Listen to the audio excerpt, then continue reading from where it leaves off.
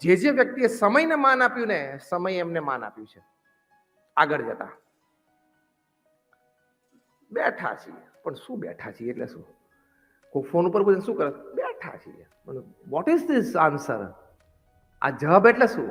આ જવાબ એટલે નક્કી થયું તારામાં કોઈ એટીટ્યુડ નથી, તારામાં કોઈ ફ્યુચર પ્લાનિંગ નથી, તને તારી જિંદગીની કિંમત નથી, તને કોઈ સમયની પાબંદી નથી, કશું જ નથી તારામાં. આ જવાબ જો આપ્યો ને ફોન ઉપર કોઈને, કોઈ શું કરો? બેઠા છીએ, પતી ગયો, ચોકડી ગોન. તારે કઈ જીવનમાં તને કઈ મળશે નહીં. If you're not doing something physically, do something mentally. If you don't have something to do mentally, do something emotionally. But do something. આ નિર્ણય કરશો ને, આળસ ઘૂસશે નહીં, અને આળસ તમારા જીવનમાં નહીં ઘૂસે તો ક્યારે નેગેટિવિટી આવશે જ નહીં. આ પ્રેક્ટિકલ સ્ટેપ. બીજું, પોઝિટિવિટી માટે પ્રતિકૂળ પરિસ્થિતિમાં આંખ ખુલ્લી રાખવાની, કાન ખુલ્લા રાખવાના, મગજ ચાલુ રાખવાનું કે અત્યારે સંજોગને આ પરિસ્થિતિ છે, એમાંથી હું મારું એડવાન્ટેજ લઈ શકું. હવે હું તમને તાળાના ચાવી કરતા આગળની ચાવી આપું છું, master key. Not just the key but the master key. કોઈ પણ દુઃખમાંથી મારો એડવાન્ટેજ લઈ શકું, કોઈ પણ પ્રતિકૂળ પરિસ્થિતિમાંથી હું એડવાન્ટેજ લઈ શકું, કોઈ પણ વિરોધમાંથી હું મારો એડવાન્ટેજ લઈ શકું. આપણા દેશના સર્વોચ્ચ વ્યક્તિ પાસે આ કળા જબરજસ્ત છે. કોક ગાળ દે ને એને પણ વોટ બેંકમાં ફેરવી નાખે. કળા છે, ડિસ્ટર્બ નહીં થવાનું. ગાળની સામે ગાળ નહીં બોલવાની, ગાળને વોટ બેંકમાં ફેરવી નાખવાની. કોઈ પણ પરિસ્થિતિમાંથી મારે એડવાન્ટેજ લેવો છે. આ પણ એક બહુ જ સરસ સૂત્ર તમે બધા સાથે લઈને જજો. ગમે તે સંજોગ, પ્રતિકૂળતા, દુઃખની વચ્ચે હું આમાંથી મારો એડવાન્ટેજ શોધીશ. કોઈને નુકસાન નહીં કરું, કોઈને ડિસએડવાન્ટેજ થાય ને મને એડવાન્ટેજ થાય એવો ભાવ નહીં રાખવાનો, એવી ક્રિયા પણ નહીં કરવાની. કોઈને નુકસાન થયું નહીં, પણ હું મારો એડવાન્ટેજ કઈ રીતે લઈ શકું. 2008ની સાલમાં પેરિસમાં બે મિત્રો મળ્યા. એક કેલિફોર્નિયાથી આવેલા, એક ત્યાં પેરિસમાં રહેતા હતા. અઠવાડિયું કંઈક કામ હશે એટલે પેરિસ આવ્યા હશે ને ઓવર ધ વીકેન્ડ એ લોકોએ કહ્યું કે let's get come together for a dinner. શનિવારે રાત્રે એ લોકો એક હોટલ પર મળ્યા. શાંતિથી 4-6 મહિના પછી મળતા હતા બંને મિત્રો. એટલે બેઠા, જમ્યા કરે, વાતો કરી. બહાર આવે ને ત્યાં તો રિસેપ્શનિસ્ટ પાસે લોંગ ક્યુ. બંને જણા મૂંઝાણા કે આટલી મોટી લાઈન શેની છે ફોયરમાં. એટલે રિસેપ્શનિસ્ટને પૂછ્યું કે આ લાઈન શેની છે આટલી મોટી? તો કે આ તો બધા લોકો જે કેબથી આવેલા, ટેક્સીથી, એ લોકોની લાઈન છે. પોતાની કારથી આવેલા બધા નીકળી ગયા. તો કે કેમ આટલી મોટી લાઈન? તો કે અત્યારે સખત બરફ વર્ષા ચાલે છે. આખા પેરિસ શહેર ઉપર બરફ વર્ષા છે. વિન્ટરની સિઝન હશે. એટલે કે કેબ્સની મુવમેન્ટ, ટ્રાફિકની મુવમેન્ટ આખા શહેરમાં ઓછી થઈ ગઈ છે. અને આપણી જે હોટલ છે આખી આ ફૂડ સ્ટ્રીટ છે, એમાં વચ્ચોવચ્ચ છે. એટલે કોઈ કેબ બે બાજુથી એન્ટર થાય ને તો પહેલા હાર થઈ જાય છે, અહીં સુધી પહોંચતી જ નથી. એટલે આ લાંબી લાઈન છે. પછી રિસેપ્શનિસ્ટે પૂછ્યું આ બે યુવાનોને કે sir, have you come by cab or by your own car? તો કે we have come by cab. તો કે sir please join the queue. તમે લાઈનમાં આવી જાઓ. બંને જણા ક્યુમાં જોઈન થઈ ગયા. જે રીતે ક્યુ મૂવ થતી હતી ને ખબર પડી કે 2.5-3 કલાક ત્યાં બેસી જ રહેવાનું છે. આપણે આ પરિસ્થિતિમાં મૂંઝાઈએ એટલે ખોલો મોબાઈલ, ચલો એની ના નથી. ખોલો ઈમેલ, ચલો એની ના નથી. તમારે કંઈ કામ હોય ઈમેલમાં, વોટ્સએપ મેસેજીસ મૂકવાના હોય, વાંચવાના હોય, આન્સર કરવાનો, દેટ્સ ફાઇન. અને વળી કોઈ સાવ નવરો હોય તો આમ ગોળ ફરીને ક્યુ સાથે સેલ્ફી લઈ લે અને પછી પોસ્ટ કરે, ઓ માય ગોડ સ્ટ્રેન્ડેડ. એટલે થોડી ઇમોશનલ ઇમોજી બધા આવે, oh my God, oh my God.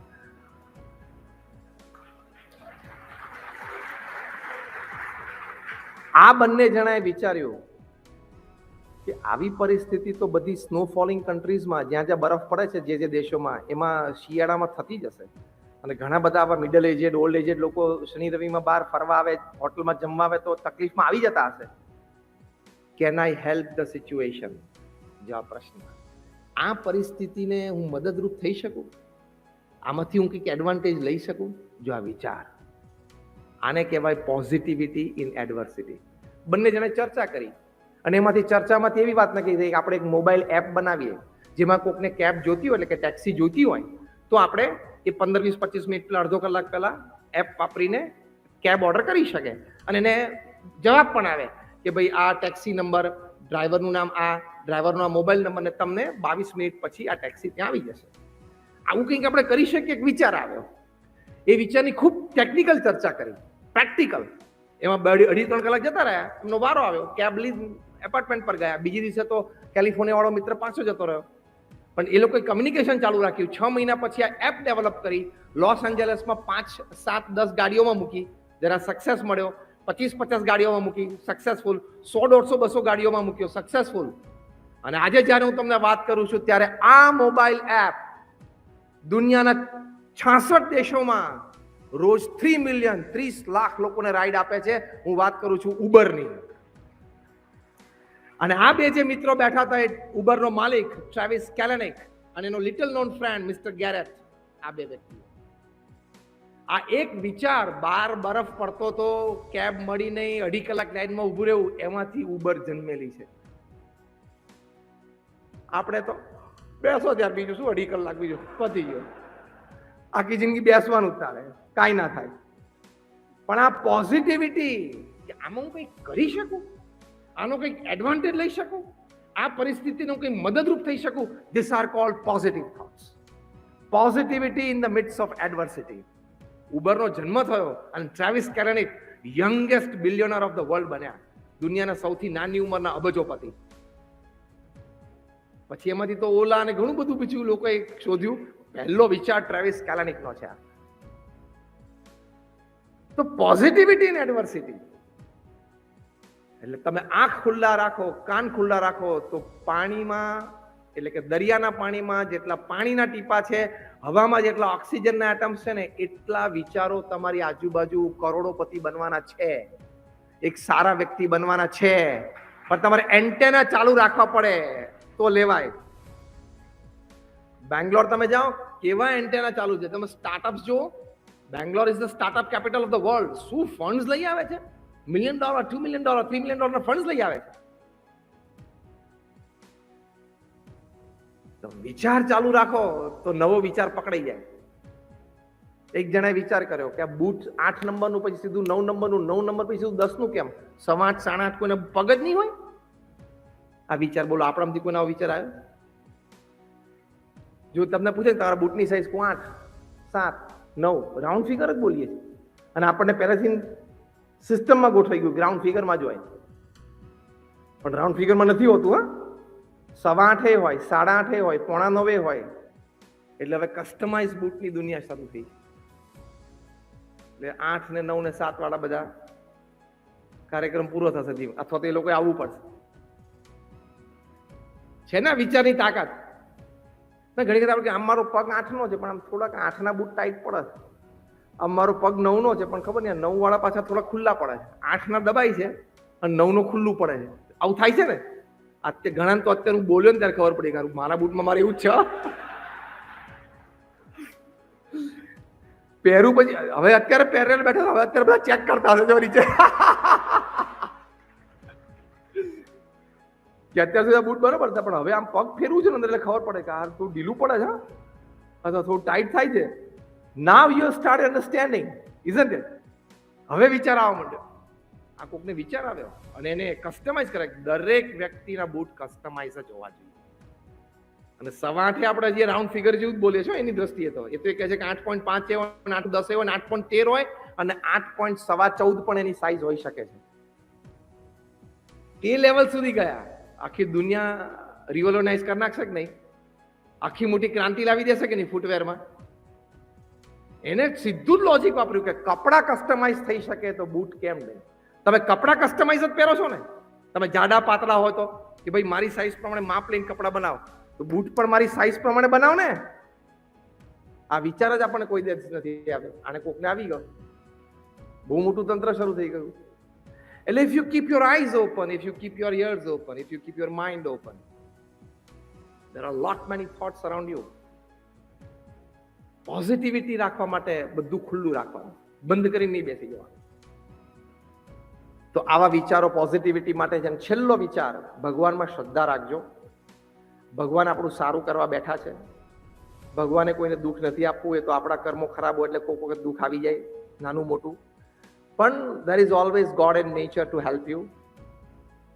સૃષ્ટિનું સર્જન કર્યું છે, સૃષ્ટિ ચલાવી છે. It is always there to help you. આપણને મદદરૂપ માટે જ છે. પણ આપણે એ નેચર સાથે કોંગ્રુઅન્સમાં જીવવું પડે. નેચરના લોસ સાથે કોંગ્રુઅન્સમાં જીવવું પડે.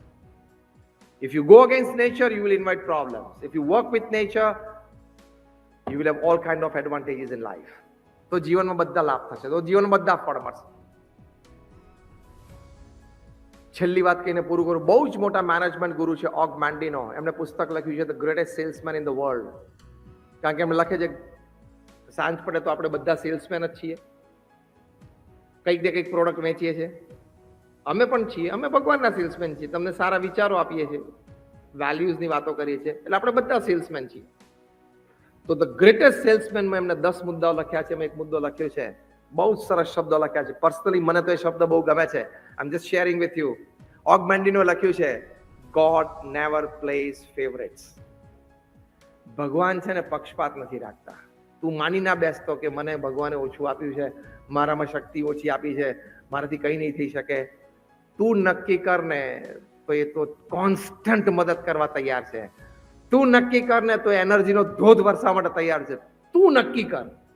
You decide and is always there to help you.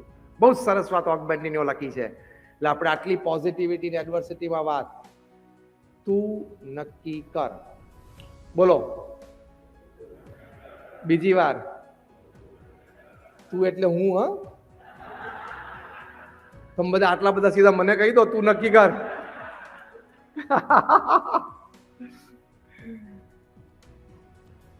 I will decide. And if I decide, I can.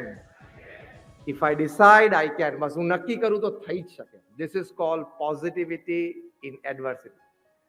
એટલે દેશી ભાષામાં કાયમ આ જ રાખવાની. બધું જામેલું જ છે, જામે જ છે અને જામશે જ.